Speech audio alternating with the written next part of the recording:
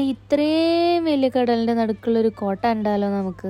Hi amigos, ഇതൊരു normal കാസിലല്ല, literally ഒരു കടലിന്റെ നടുക്കുള്ള ഒരു ഐലൻഡ് ആണ് ഇത്. ഈ കടലിൽ കൂടെയാണ് ഈ ഐലൻഡിലേക്കുള്ള വാക്കിംഗ് പാത്ത്. വെള്ളം കൂടുതലുള്ള സമയത്ത് നമുക്ക് അവിടേക്ക് നടന്നു പോകാനായിട്ട് പറ്റില്ല. ഞങ്ങൾ പോയത് സമ്മർ ആയതുകൊണ്ടും അവിടെ വെള്ളം ഇല്ലാത്തതുകൊണ്ടും നമുക്ക് നടന്നു പോകാനായിട്ട് പറ്റി. അങ്ങനെ ഈ കടലും കടന്നു വന്ന് ഇതിനകത്ത് കയറാനായിട്ട് ചെറിയൊരു കുന്നും കൂടെ കയറണം. അയ്യോ, ഞാൻ സ്ഥലത്തിന്റെ പേര് പറഞ്ഞില്ല. ഇതാണ് സെന്റ് മൈക്കിൾ മൗണ്ട്. ഇത് കാണാൻ കൊട്ടാരം പോലെ ഉണ്ടെങ്കിലും ഇത് കൊട്ടാരമല്ല, ഇതൊരു കോട്ടയാണ്, സൈനിക കോട്ട. ഇത് പണ്ടത്തെ ബ്രിട്ടീഷ് പട്ടാളക്കാരെ റെപ്രസെന്റ് ചെയ്യുന്ന മോഡലാണ്. അവരുടെ ആ കാലത്തെ യൂണിഫോം ആയിരുന്നു റെഡ് കളർ കോട്ട്. പിന്നെ അവർ ഉപയോഗിച്ചിരുന്ന ആയുധങ്ങള്, തോക്ക്, വാള്, പരിച, എല്ലാ വക സംഭവങ്ങളും അവിടെ ഉണ്ടായിരുന്നു. ആനക്കൊമ്പൊക്കെ അവിടെ ഉണ്ടായിരുന്നു കേട്ടോ. പിന്നെ ഒരു കുതിരയുടെ തല ചില്ലുംകൂട്ടിലിട്ട് വെച്ചേക്കണു. പിന്നെ അവിടെ നിന്ന് ഇങ്ങനെ പുറത്തേക്ക് നോക്കുമ്പോൾ വ്യൂ രക്ഷയില്ല, ഫുള്ള് കടലാണ് ചുറ്റിനും. പിന്നെ ഈ കാണുന്ന സ്ഥലം ഉണ്ടല്ലോ അവരുടെ പ്രയർ റൂമാണ്. പിന്നെ ഇതൊരു ലിവിങ് സ്പേസ് ആണ്. അത് ബാൽക്കണി വന്നിരുന്ന നമ്മൾ പറന്നു പോകും, അമ്മാതിരി കാറ്റാണ് അവിടെ.